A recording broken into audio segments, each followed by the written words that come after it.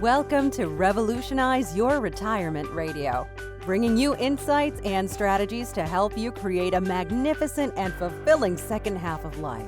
Here's your host, certified professional retirement coach and best-selling author, Dr. Dorian Mintzer. I want to welcome everybody to the fourth Tuesday Revolutionize Your Retirement Interview with Expert series.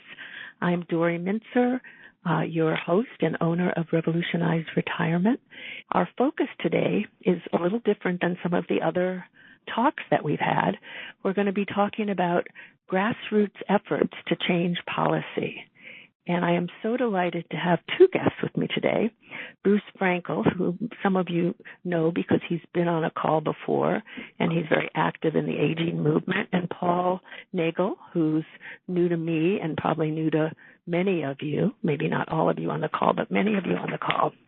So let me tell you a little about each of them. Bruce is a partner at Redstring, which is a community building technology and business, and he's the chief content officer. He's also co-president of the Life Planning Network and of the Life Planning Network New England chapter. And he's author of What Should I Do with the Rest of My Life? And I have to tell you, it's one of my very favorite books. And Bruce is really well versed in so many things: brain, movement, Redstring, computers, and now his involvement with Paul in this community that we're going to be learning about today. He's also a co-editor of and author of What Should I Do with the Rest of My Life? I'm sorry, I just said that. Sorry about that. He's author of What Should I Do with the Rest of My Life? And he's co-editor of Live Smart After 50, The Expert's Guide to Life for Uncertain Times. And that's a book that brought together 33 people who were part of the Life Planning Network, and it's a really good book, so I recommend that one also. He's also a writer of World War II, History's Greatest Conflict.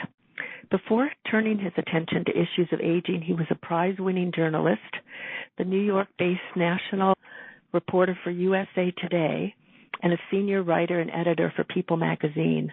He earned his MFA in poetry from Sarah Lawrence College at age 53. And I've known Bruce now for a number of years, pre-LPN and also LPN and LPN New England, and he's just a wonderful person. So I'm just delighted that Bruce is here with us today. And in addition, he has brought us Paul Nagle, who's the executive director of Stonewall Community Development Corporation, which seeks to partner with commercial developers to create affordable housing for LGBTQ elders. He's directing the creation of Stonewall Village, New York City, which is a vibrant virtual village to support the elder LGBTQ population of New York with education facilitation for LGBTQ housing opportunities, programs, and services that support aging in place, health, and socialization to end isolation and more. He was previously the executive director of Cultural Strategies Initiative in New York City and director of communications and cultural policy for a member of the New York City Council. He has a background in international cultural policy, which he studied at NYU.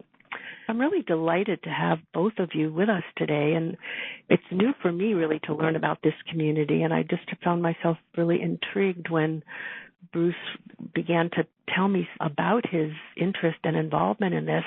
I want to start with Bruce, if you don't mind. And so how did you go from writing What Should I Do with the Rest of My Life, which I think was published in 2011, to becoming a partner in technology and to build virtual villages? I also want to know what a virtual village is, but let's just start with, how did you go from writing What Should I Do with the Rest of My Life to all these things that you've evolved into? First of all, thank you very much for having Paul and me with you, Dory. It's a great chance for us to tell people about what we're doing, and so I'm very excited about sharing the Stonewall Village, New York City concept and what we're doing. Thank you. A few years ago, I was hired originally by Redstring to edit a website content for a site that was for people 50 plus and over called Boomer Living. And at the same time, we began building and expanding the technology to support communities in member engagement and to help them build capacity to meet their goals. We soon saw that there was a gaping need for a strong facilitation of digital communities, that organizations, both for-profit and not-for-profit, needed help in mapping and architecting sustainable communities to connect and create engagement and to help develop their resources and create connections between the community, the workforce, volunteers, interculturally, intergenerationally, and so forth. And we continued to build the technology, and as these things happen, as I often used to say when I was talking about what should I do with the rest of my life, when I was looking at other examples of other people who I wrote about, profiles that achieved amazing things, I used to say that they often didn't really see where they were going completely. They had an idea of what they wanted to do, but sometimes life just develops like as if you were laying down one stone across a pond after another and stepping on it. And that's how this began to develop, except that we identified that villages and communities like villages as in Beacon Village and other villages that have grown in number across the United States, I think there are about 250 now, that many of them struggled with engagement and paths to financial sustainability. And so that was the impetus for beginning to look at how we could help meet the needs of communities and villages by fostering engaged relationship, connecting them to businesses, creating revenue streams, and helping to gather volunteers or people who could help with the work of these organizations, because obviously what happens so often is that a few people end up carrying the load for the larger community. That's where it began, and then was connected to Stonewall. There was a Stonewall former board member whose name is Per Larson, and Per is an author of a book called Gay Money, and he was speaking to Joy Laverty, who many of us on the call know as the author of Who Will Take Care of Me When I'm Old, in Chicago. And Joy said to him, let me introduce you. Per had this idea of a virtual village he'd been researching, and she connected Per to me, and that was about a year ago, and we began meeting and talking, and I was introduced to Paul, and that's how it began. Oh, that's so interesting. So people are connecting people to each other. Can you talk a little about what a virtual village is in contrast? You mentioned like the village model in Beacon Hill Village, and I think most people on the call know about the village model, but it might not hurt to just say a little of what that is and then maybe add a little about your concept of the virtual village. Sure. As many people may know, what a village is, or the Beacon Hill model that expanded across the country over the last 15 years, was the idea of supporting elders as they age in community so that they could age in place by sharing and collaborating. Often people join because they want backup support for transportation, getting to doctors, groceries, that sort of thing, having socialization, having social events, and where possible, doing some sharing in terms of bulk purchasing and so forth. And that's how most virtual villages began to develop. As we began to research and look at the struggles that many villages have had, one of the things that we identified was that it's creating the kind of engagement in which so two things. Villages often charge a substantial amount of money. Beacon Village, right, I think, was somewhere around $750 a year. Not everyone can afford that. Not all villages can support that. And we started to see that a lot of villages, even some of the most robust ones, were struggling with financial sustainability. And that we began to realize was in part due to the lack of connection between members as well as to local businesses, so that it wasn't really truly integrated into the communities. And we began to develop this idea of creating a virtual village that would mimic the way a village actually works, have an infrastructure like that. The goal isn't to keep people living inside their computers. It's to generate the connections that will support connection outside and activate people to become engaged outside their computers too, to help each other to break through isolation, which is, of course, a major issue, and loneliness. And so we can do things like have check-in calls that are video calls as well as just telephonic. And we began to develop a complete solution so that we could support it, including having a contact center so that people could call in and get support, have 311 type of support, and basically enrich people's lives and break through isolation by creating a lot of ways in which people connect, not just getting content, but so that it encapsulates community, culture, commerce, connection. That's wonderful. Yeah.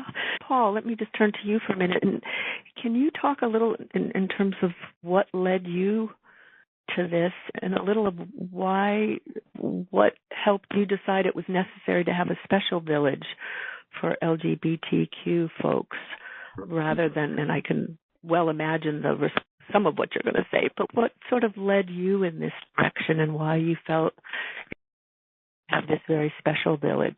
Sure. So we started as a group of community activists. We organized around an incident that happened to a friend of ours who was a famous lesbian gay rights leader named Eleanor Cooper.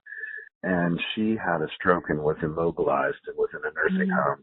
And an aide decided to scrub the devil out of her vagina and gave her an infection that killed her. And her partner, who was a trans man named Jay Callio, also died too young because he couldn't access proper medical care because of attitudes from a couple of the doctors that would have had to move him forward in a bureaucratic process, and they didn't, and he didn't get his treatment in time and also passed. It's very clear to us that LGBT folks face discrimination in the aging space, which is largely controlled by religious charities. And so we decided to organize and look into what it would take to build LGBT welcoming senior housing. And we got our 501c3 in 2014. And the first thing we did was pair up with a social scientist named Samjin Fraser. And we created the first ever citywide survey of LGBT senior housing needs, because government agencies don't actually afford folks the chance to self-identify as LGBT when they're receiving services. So there's no actual data on the population. So we built a huge community network to get good outreach for that. We needed 500 participants. We got 966. So we doubled our target. And the data that came back was not surprising to us, but was very useful in terms of creating policy arguments. The big problem with trying to build LGBT-friendly housing is that we're not recognized as a suspect or protected class in the Fair Housing Act. So the discrimination against us is not recognized officially. So we're not allowed to do anything to ameliorate it. So we can't actually just build for LGBT folks, especially if we take city money. What happens if you end up taking government money is that you, in New York City at least, you have a lottery process, and people go into the lottery process, and generally there's like a 900-to-1 ratio for applicants to units available. The thing is, you can build LGBT welcoming housing, but there's not really a mechanism for even pre-marketing effectively to the LGBT community.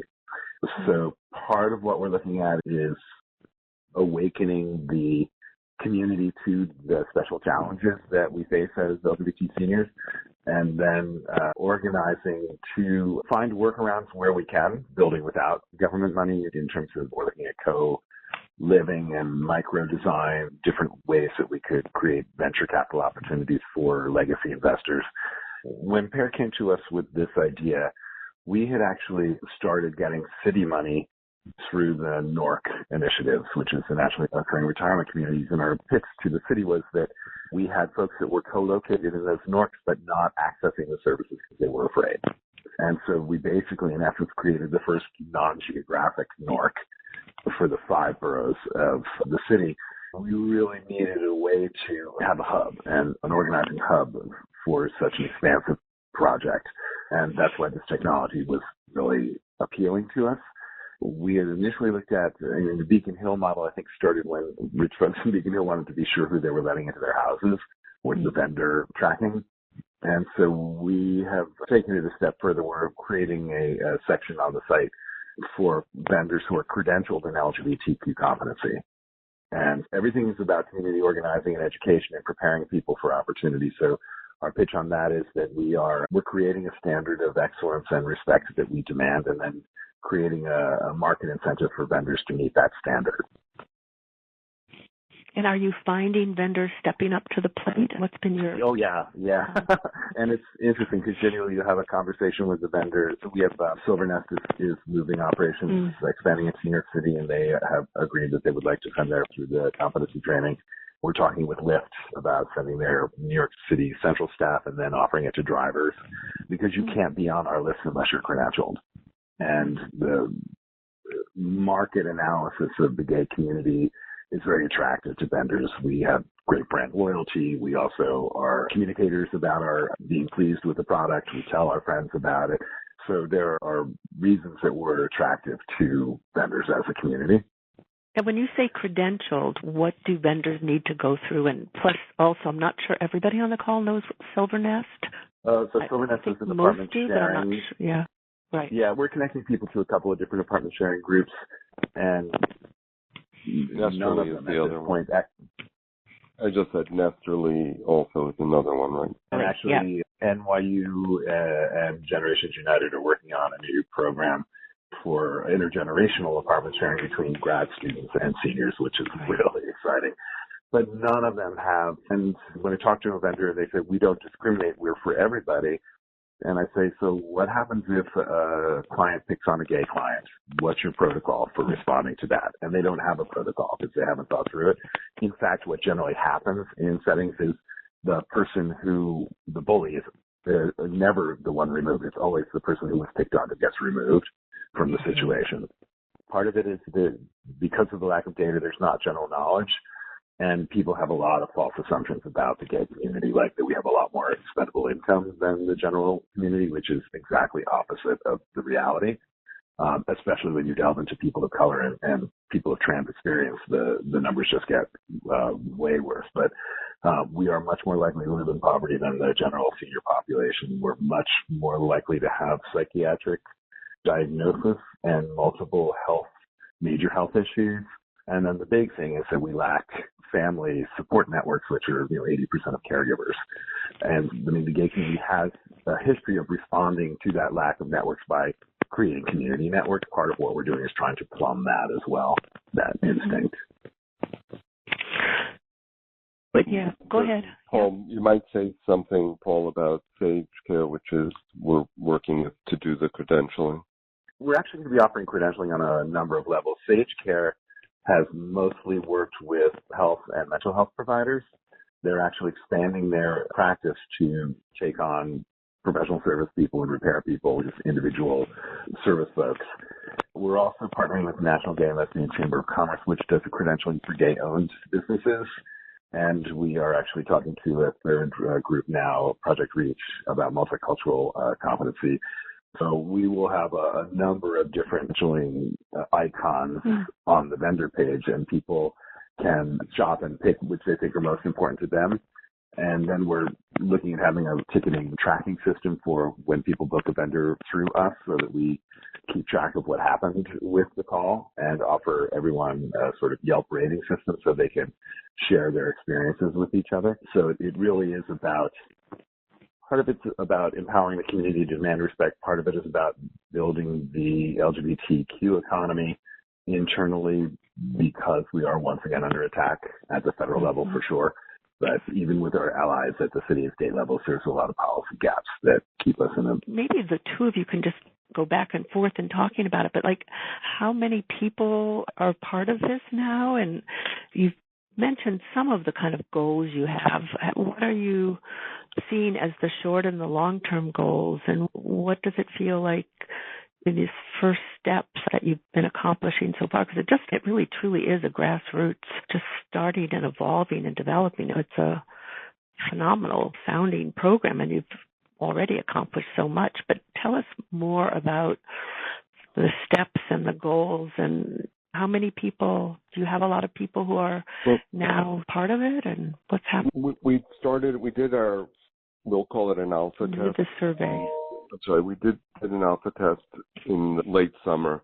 We're going to be doing another beta test now, and then we will officially roll out at the beginning of the year somewhere. But the strategy, or the overall goal, obviously, is to create this robust community that is going to both help with creating opportunity for housing as well as supporting the movement for empowerment that Paul has talked about, but also creating programming through the virtual village that will help to break down isolation with companionship, possibilities, opportunities for work. There's just a whole range of programming that will come with it. In our initial testing, we did live interviews with people like Ashton Applewhite, who's been very supportive, and we're planning to do very innovative things too, like Maria Janae in Minneapolis, who many of you know. We've been working and talking with Maria about hosting virtual dance halls that could both be broadcast into the LGBT senior centers, as well as people in their homes could be able to get them. And Paul can talk a little about how he and his team have been recruiting volunteers and recruiting to support this, because this isn't a simple enterprise. Every community is complex in its own way, and this one is also complex in its own way. It's terrifying. Paul, maybe you want to talk about how you're going about recruiting and developing.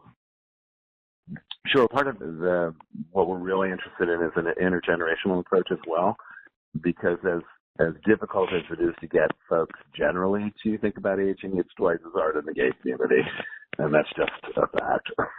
So part of the idea is to create intergenerational support and activity. We always talk about LGBTQ seniors and their allies, not just LGBTQ seniors. And part of the goal in launching an online technology also is to continue to create this market profile. So it's very hard to service a population that you have no data on. And you can make assumptions and guesses, but there's nothing like knowing exactly what people want. And so this site on the back end, without attaching anyone's names or identities to the choices, is logging every single choice that people make on the site. And we have 3 sections of the site. There's affordable housing, there's products and services, and there's culture and connection.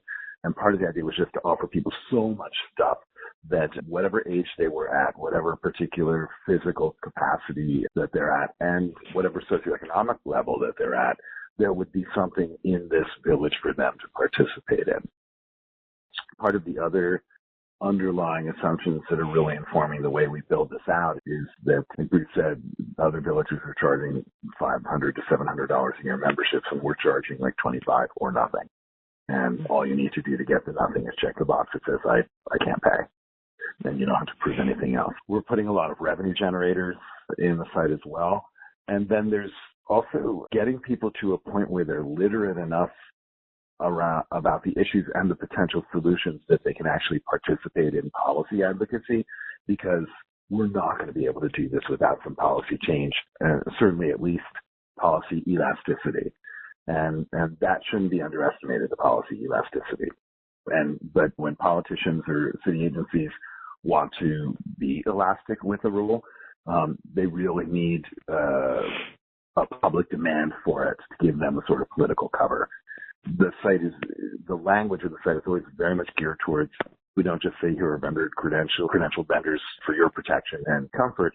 We also say explicitly, we are as a community creating this standard together and demanding it, and we're building a gay economy, and we are rewarding the vendors who participate in it. Very much our recruitment strategy is through this community partner network, and the community partner network is gay and lesbian, fraternal and social associations, political associations, elected officials, government agencies, and always very conscious of, we're very conscious of building our trans outreach, because it's very hard to reach folks of trans experience. They've really been through it.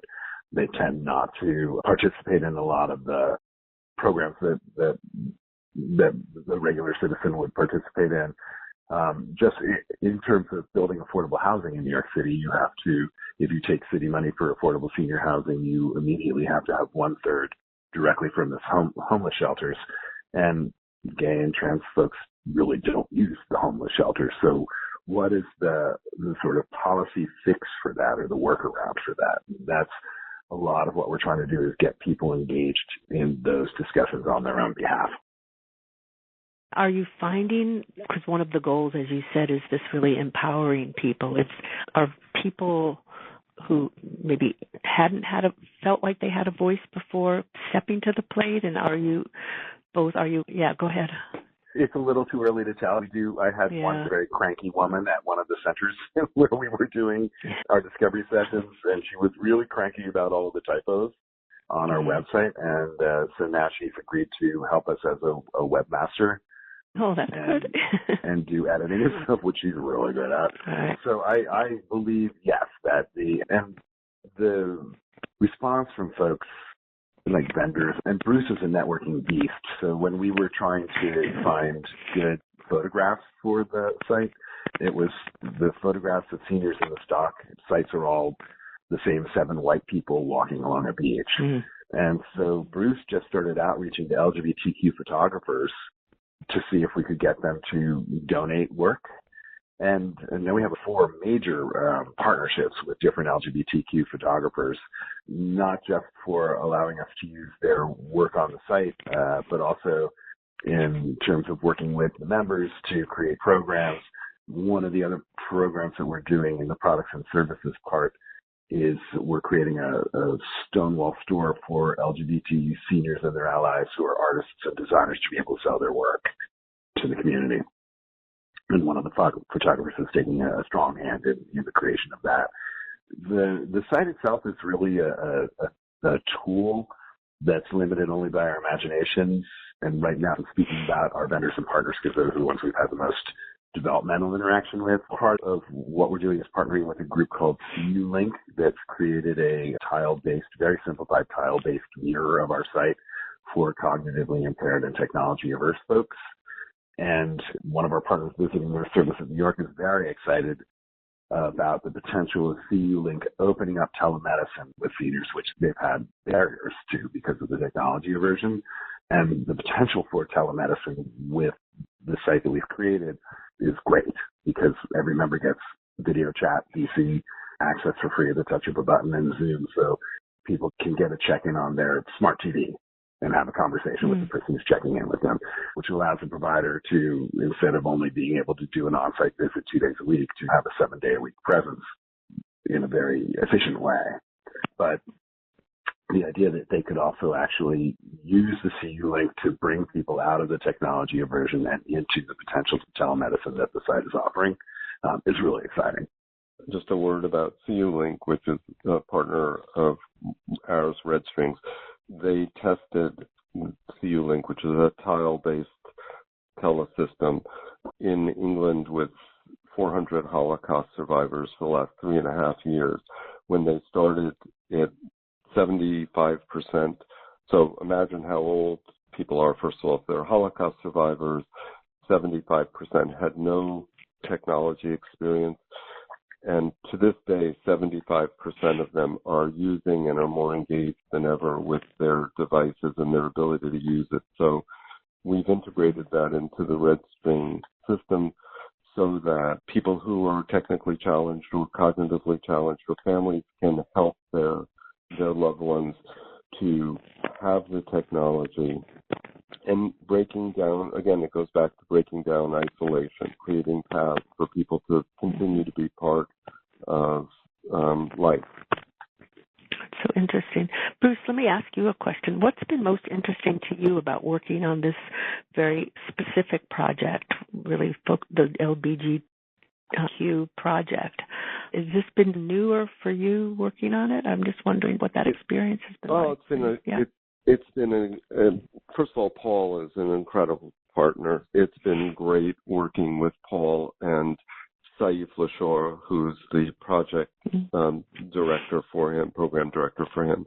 They've been just surpassing partners in this. That first of all. But initially, my own experience in thinking about LGBT issues actually goes back a good long way. In 1982, when I was a reporter, there had been an attack on a gay man outside of a bar in Yonkers, and this had followed a string of other attacks in New York City that had occurred at the Ramrod Club and other places.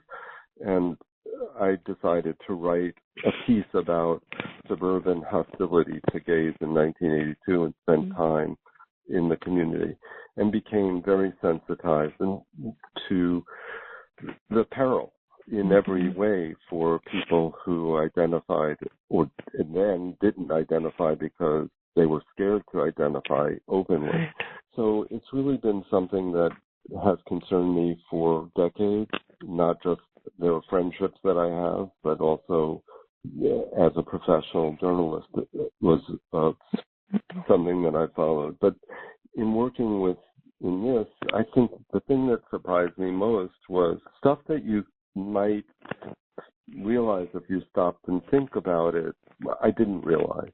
For instance, when I read the report that Paul referenced that they did and realized how grave the isolation for LGBT seniors who lack family support, lack network support, that was one thing that was surprising to me. And hearing, we had a group of Stonewall board members that met, and hearing some of the people on the call talk about the degree to which elder LGBT feel excluded even from their own natural cohort because of generational issues, because they no longer have the means or the feeling like they are welcome in places.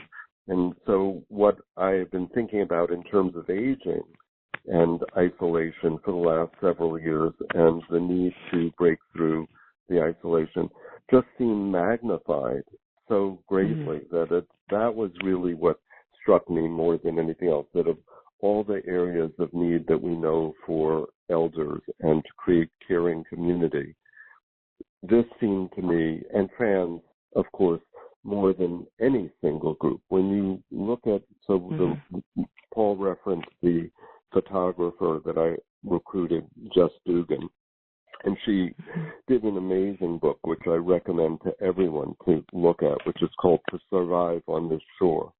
And it's can you say again what it is? What's the name of it? To Survive on This Shore. Okay. And it's photographs and interviews with transgender and gender nonconforming older adults. And you look at the images and read the stories, and if that doesn't awaken you to the unfairness that people suffer, and that there's a crying need for intervention by nothing will. And that probably more than anything else, what surprised me was the level to which I felt called to work with Paul and work on this as hard as I could. Yeah, go ahead. Yep. When Bruce made the introduction to Jeff, and I looked at online at the book, Jay, Callio, and Eleanor, the story that I told you about that we organized around, is in the book. There's a portrait of Jay and the sort of recounting of that whole story, because Jay spent his whole life trying to tell that story to folks. And part of the problem is if you awaken people to the problem without offering them agency to address the problem, then you're not really doing them a favor. And there's a lot of information. There was a 2015 Equal Rights Center study where they did redlining calls in 10 cities to brokers pretending to be an elderly gay couple and an elderly straight couple. And this was in 2015, 48% of the gay couples were given the wrong information or told there was no availability. And that's in 2015. I mean, the idea that the problem is over, it's as specious as saying that the civil rights issues have been solved. But the problem is if you awaken people to, especially if you're showing them that they themselves are in peril, then I feel strongly that you need to give them some kind of agency to address that. That seems really important. There are a couple of questions here, if you don't mind me just integrating them in. They're actually both from the same person, and I do want to encourage other people to come in. But Bob from Paducah, I'll read you the first one first. First is a comment, which is, he said, when you were talking before about intergenerational support, he said, I used to serve emancipating youth from foster care. The LGBTQ young adults had significant transitional affordable housing challenges. We often serve them with a Section 8 FUP voucher. You might have to explain what that is, but in scattered housing. Maybe look at this group and the housing resources they use to build an intentional, collaborative, intergenerational mentoring model. Maybe a win. Yeah, there's actually an exactly such a project going on in LA right now. LA was one of the first cities to build a success, because one of the first things we did was look at all of the different LGBT welcoming projects that were trying to happen around the country, those that succeeded as well as those that failed. And in many cities where they have a lottery system, they build LGBT welcoming houses, but weren't able to fill them with LGBT folks because of the policy restrictions. But LA did a really great job, and they are, I'm not sure where they are in construction, they may be like right ready to open, of an intentionally intergenerational homeless youth and LGBT seniors building with all sorts of programming in it. It's hard. We just did, so when we did this alpha, we actually had 56 users, which is a little nuts for an alpha, we found out. But we made a partnership with a group, Community Pride Center, and we were able to access 7 paid interns through a program they called Pride Path. And kids were paid $13 an hour for 16 hours a week for 8 weeks. And they were all LGBT kids between the ages of 18 and 24. 2 of them were homeless, actively homeless, as they were doing their internships with us. And 2 of them were trans and very angry at the world for not understanding their non-binary viewpoint. We actually had to send the kids to LGBTQ senior competency training because the life experience of LGBTQ elders and youth is so different. And it's just as dangerous. It's just for different reasons. These kids think that they can, hold on a sec. These kids think that they can be completely transparent because we've made such great strides. And half of them, they come out to their parents at age 15, which we didn't do back in the day. They get thrown out of the house. The increased transparency and social acceptance of gay folks comes with a very different lens for young people. That is really true. Although with what's going on nowadays, it's just so heightened again for people. Oh, yeah. Just treating. Yeah. Another comment from Bob that he just said, consider Aging to Saging by Reb Zalman and the SagingInternational.org group, who may be an affiliate partner on aging and LGBTQ elders growth, development, and community. So Sage is, I assume he's talking about Sage, and they are a partner of ours. No, Aging to Saging. It's Saging International. Go ahead, Burst. Yeah, he's talking about Saging International. So Dory just came back. You went to their conference, right? No, I was away. It was a wonderful conference, though. People had shared about it. I unfortunately had to miss this year. Yeah. But that's a good suggestion, and I certainly have contacts there, and so we can talk about that. That's a good idea. And Bob did clarify that he is from Paducah, Kentucky. I wasn't quite sure. Paducah. Yeah, Paducah.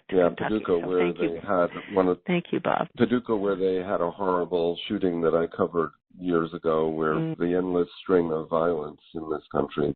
He also just added, FYI, Andy Johnson is working collaborative policy, homeless issues for LGBTQ, and is based in San Diego. he may be a key collaborator for assisting in policy development. Do you know Andy Johnson? Do you know that name? No. Bruce or Paul? Okay, so that may be, I may put you in touch with Bob. I'm going to just. That would be awesome. So that, because it sounds like he's got some great suggestions here. So going for, what are the, you've mentioned some about some of the surprises, and so going forward, what are the main challenges now, and can anybody join Stonewall Village in New York, or how is it? Maybe comment about that too, but also about the challenges you're finding now. The big challenge is going to be making the site sticky enough that people keep coming back to it and don't just think to themselves, oh, there's a resource if I ever have trouble and need it. We really want people to be understanding that this is a movement. And I think people are really looking for that right now, to be a part of something bigger than themselves. If people can help themselves while they're thinking beyond themselves, that's the best of all worlds. And the answer, I think we're still thinking through this. So like with the Stonewall store, originally we were thinking it was going to be for LGBT senior artists and designers. But I think our thinking now is that there will be two sections of the store. One will be LGBT artists and allies, and one will be LGBT senior artists. And I think we're constantly trying to think about how to keep the focus on LGBT seniors without limiting it.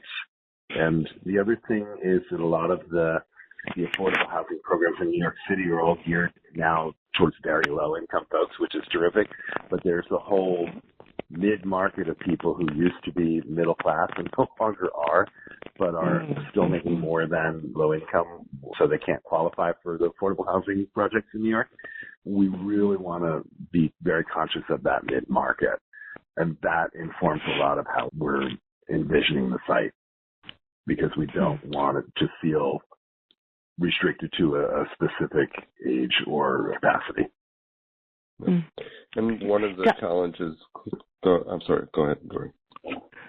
No, go. I have another question that's from people here, but go ahead, Bruce, and then I'll come back. I'm just going to quickly say, one of the challenges obviously is going to be making sure that there's the capacity to help people who are technically challenged and to make it as easy as possible. As part of that, we're developing a contact center that will provide the kind of support that people can easily get and will help them through any issues that they have. Just keeping people engaged, as Paul said, both through the stickiness of what's presented, the ability to develop relationships, companionship, and that sort of thing, but also keeping people focused on this as a collaborative effort from which they gain, but also hopefully which they will contribute to in with time, talent, or treasure.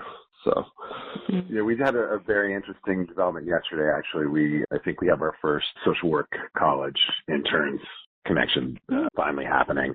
And speaking to the person who was in charge of the program, they have 3 tracks, and 2 of them are clinical, and 1 is community organizing. By the time we finished explaining what we were doing, they were like, "You definitely need a community organizing track." It really is very important to give people agency. Don from Canada says, "Are you working on a general how-to manual for startups for virtual village grassroots groups?" A little funny for that. We on the Redstring side are indeed doing exactly that. We're working on creating a book that will do that. How can people access that? When it happens, you know how, Dory, how long it takes. That is one of the most amazing things about collaborating with Redstring, is that before we even started on the technology, they took us through an incredible 6-month community planning process to really understand and map out how this technology was recreating the processes of a community. And I have an incredible mapping document now that I can take to funders and show them the logic of what we're doing and why I arrived at some of the decisions that we arrived at. And it's really invaluable. And their whole approach. Go ahead. I was just going to say thank you for mentioning that. I've been meaning to say this is the Redstring team, particularly in the mapping side, my partner Brian Pratt really worked so hard in working with Paul and the team, and we spent a lot of time, as Paul said, figuring out not just the mission, vision, and goals, but how to actually map this stuff so it would play, so that it would work. And all communities have different requirements, and so there's no one size fits all. We have an out-of-the-box solution, but we've never had anyone who wanted an out-of-the-box solution.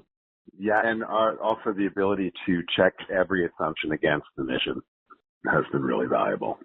Yeah. And as Paul said, too, what's going to be critical is the data that it's all be headless data. It's not attached to people's names or anything, but it will provide the kind of data that will allow Paul to get more funding, but also to better design going forward. Mm-hmm. It sounds like both funding, but also getting people on board to help with some of the policy things. Has there been any success with that at all yet in New York? Especially with policymakers who are very excited. I mean, the city has been a great partner in this. They're funding this project to the tune of $83,000 this year in this cycle. Mm-hmm. They're really participating in a deep kind of way. And one of the things that we've been looking at is this micro-design and co-living. When we first started talking about it 7 or 8 months ago as a potential strong focus for us, people's eyes just glazed over, but we brought Matthias Hallwich on. He's a world-famous architect in senior residential design, and he's been working on a body of knowledge about LGBT-specific senior residential design. He just finished creating We Live, the first co-living project for WeWork down at the South Street Seaport. And now, just last week, the New York Times had this big article, and the city just released information about an RFP that they're going to be releasing on dorm-style co-living for affordable housing. That just happened yesterday. I think in all of this stuff, especially in New York City right now, there's a great window of opportunity because the city is determined to create affordable housing and deal with this crisis that we're in. We also have a population of folks. One of the things that came out of the survey was that our respondents have lived in their apartments for 5 years or more at a much greater rate than the general aging population. And a lot of these apartments are like in Greenwich Village and in Soho, in the most expensive and desired real estate in the city. They're going to be targets for informal eviction just by not fixing things or inattention. And so one of the partners we've just brought on is called Just Fix, and they started as an app that would help tenants track the repairs that weren't happening and report them to city agencies, and it gave you all of the exact roadmap for the most effective follow-up. And then they developed the app further so that they can actually go out into the city register and break through the facade of shell companies and actually identify the entire portfolios of bad actors, and then reach out to those tenants and see if they are having problems and connecting them all together in class action. And the city now is using that. They just passed the Kushner law, which is that people who have landlords have been found to be lying about rent-stabilized tenants and whether they have them in their buildings, their entire portfolios have to be audited now. And that was called, and they made this law, and they had absolutely no mechanism for enforcing it. Now there's this technology that a private group developed. The other part of bringing on all these partners and doing all this experimenting is that often the solution these days is not coming from the governmental sector. It's coming from the private sector in apps that achieve things the government was not able to do before. Other question, though, since I see where we are time-wise, can anyone join Stonewall Village, or how? The answer is yes. Can you talk how? And now what they should probably do is go to our website and just fill out a contact form. And when we launch the site, we're going to do a beta. We're going to go back to the first 56 folks and then just expand it with maybe 20 more for the beta. But when we launch in January, that's when it will be available to everyone. So if people want to go to stonewallcdc.org, the contact form is very obvious. So stonewallcdc.org. So that's our main website. And Right. the link is on the event page as well for today. Oh, good. Okay. I know that you had a special offer and trustee care. Is that what you want to talk a little about that, Bruce or Paul? Yeah. Either one of you? I'd love Paul to talk about it. I just want to mention one thing that he mentioned, Matthias Holwich, who is a board member and working with Stonewall. Matthias has a very good book called New Aging, which has designed by Bruce Mao Design. And it's one page per issue for aging with very clever, handsome design. I like this book a great deal. So those of us who are in the aging, I recommend looking at Matthias Holwich's book. But that would be great. Meg from Western in Massachusetts says, admirable project and illuminating discussion. I hope you'll eventually be able to scale it up to many cities. And I do have from Bob some information I'm going to send to you both about this Andrew Johnson, his contact information, and he also commented, mentioned about Paducah. He says Paducah has changed a good bit, and there's some links that he sent that I'll send to you, Bruce, that you might find interesting. Great. Back in my cultural policy days, Paducah was a great area of study for me. My thesis for my master's was called Room for Creativity, the Role of Affordable Artists Live Workspace in the New Economy. And Paducah did an amazing project of arts-led economic redevelopment. Interesting. We're going to have to pull things together for each of you, Bruce and Paul. First of all, thank you so much for being here, but let me give you the final takeaway. What would you like to say for the listeners as a final takeaway at the end? Both of you. I just hope that everyone who has an interest and interest either in learning about or supporting Stonewall Village will go to the link and sign up for getting information when the launch happens. It's a project that certainly can use support of all kinds, and I think certainly is, after it's tested and flourishes, there are 100,000 LGBT, or probably more, but that's the number that's often used in New York City. We have a great opportunity to help elder LGBT and create a model that can serve all eventually, but also be rolled out in other cities. But the project can use support of all kinds, and so I encourage people to sign up. And that's really, and to Paul's point, lastly, which is that it's of no value unless we can create policy and something that helps to improve people's lives. That we give them agency in creating that change. Thank you.